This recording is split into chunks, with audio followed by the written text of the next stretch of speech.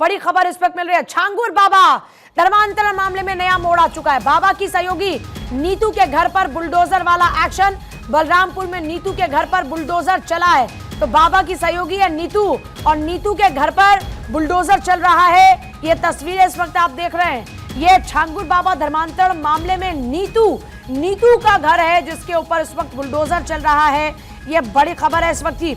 और देखिए लगातार, क्योंकि आप देख रहे हैं किस तरीके से छांगुर बाबा धर्मांतरण का जो पूरा खेल है वो खेल रहा था और बेटियों को टारगेट कर रहा था, हिंदुओं की। बाकायदा उसके लिए एक रेड कार्ड तैयार किया गया था कि अगर कोई ब्राह्मण जाति की बेटी है तो उसके लिए इतना चार्ज, ओबीसी की है तो इतना चार्ज, और अगर इसके अलावा बाकी और कैटेगरीज में लड़कियां आती हैं तो उसके लिए इतना रेड कार्ड रखा गया था। अब ऐसे लोगों के ऊपर हो रहा है बुलडोजर वाला एक्शन। एक तरफ जहां छांगुर बाबा की कोठी पर भी चलेगा बुलडोजर, तो वहीं दूसरी तरफ अभी उसकी सहयोगी नीतू का घर ढाया जा रहा है। पुलिस की मौजूदगी इस वक्त आप देख रहे हैं। ये छांगुर बाबा धर्मांतरण मामले में बुलडोजर वाली कार्रवाई। देखिए यूपी में तो साफ साफ कहा गया है, अगर यूपी की बेटियों के साथ कोई खिलवाड़ करेगा, उत्तर प्रदेश की कानून व्यवस्था के साथ में कोई खिलवाड़ करेगा, तो ऐसे लोगों के खिलाफ बुलडोजर वाली कार्रवाई होगी। और अब बुलडोजर वाली कार्रवाई देखने को मिल रही है इस पूरे मामले में। लगातार अनेकों खुलासे हो रहे हैं। जैसे फंडिंग की बात आती है कि फंडिंग आखिरकार कहां से हो रही थी। ये लोग लगातार बाहर जा रहे थे। और नीलेश मेरे साथ इस वक्त टीम, जरा मुझे कंफर्म करे कि क्या टीम वहीं पर मौजूद है नीलेश, जहां पर अभी कार्रवाई चल रही है? नीलेश, क्या अभी आप वहीं पर मौजूद हैं जहां पर बुलडोजर वाली कार्रवाई चल रही है? बाबा की गिरफ्तारी के बाद से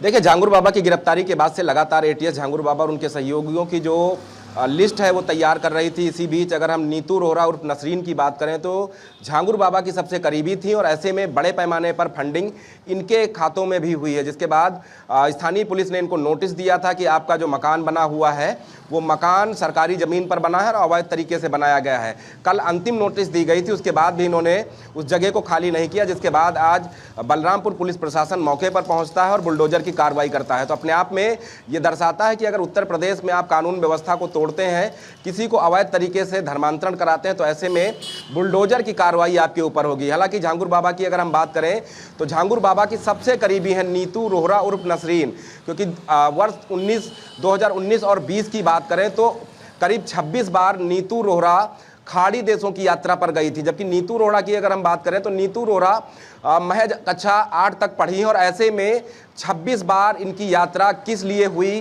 किन लोगों से खाड़ी देशों में इनकी मुलाकात हुई, उस पर भी एटीएस जांच कर रही है।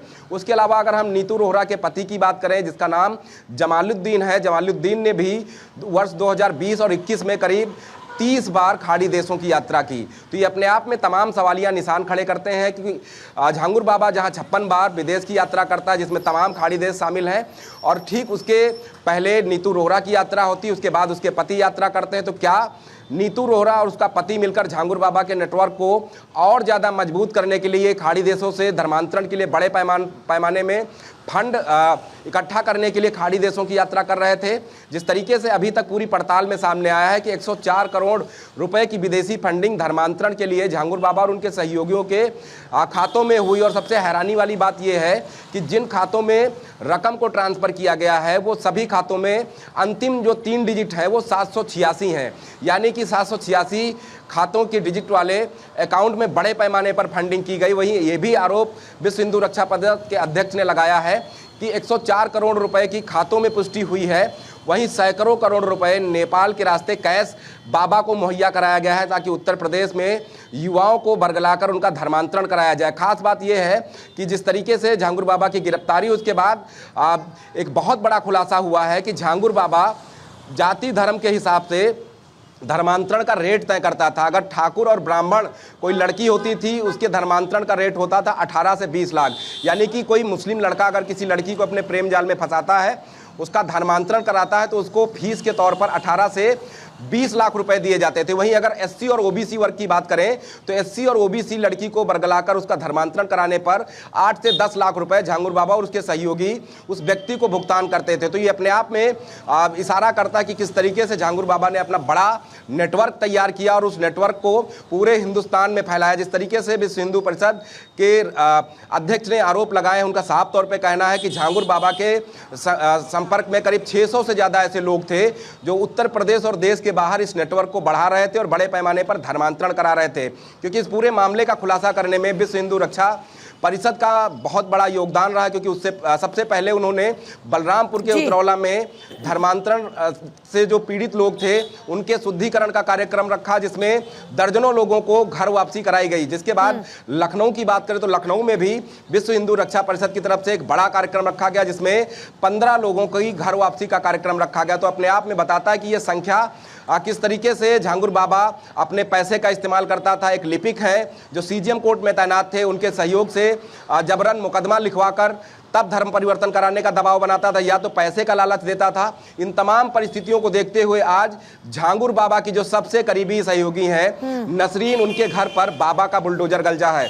कहीं ना कहीं इससे पहले भी तमाम ऐसे लोगों के ऊपर उत्तर प्रदेश में बुलडोजर की कार्रवाई हुई है जो कहीं ना कहीं देश विरोधी गतिविधियों में सम्मिलित थे, या फिर कह सकते हैं कि धर्मांतरण का धंधा चला रहे थे।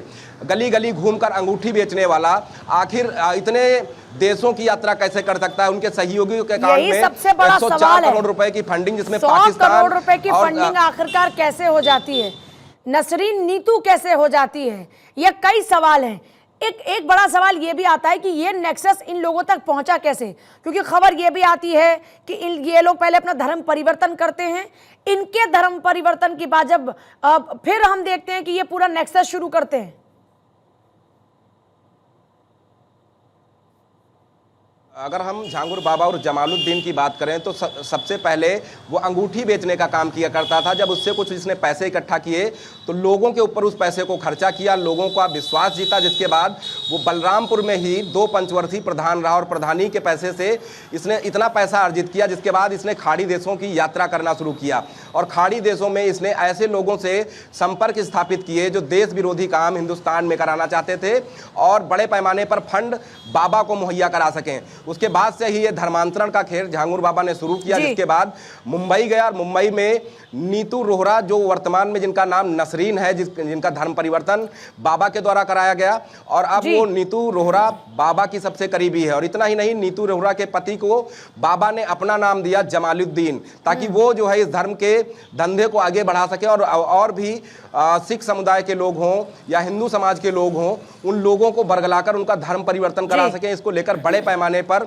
नीतू रोहरा को फंडिंग की जा रही थी और नीतू रोहरा ऐसे लोगों को टारगेट करती थी जो कहीं ना कहीं पीड़ित है, गरीब है, परेशान है, या फिर उनको पैसे की जरूरत होती थी या इलाज के लिए पैसे की जरूरत होती थी। ऐसे लोगों को टारगेट करके उनका धर्मांतरण कराया जाता था। बहुत ही शुक्रिया आपका फिलहाल पूरी जानकारी के लिए।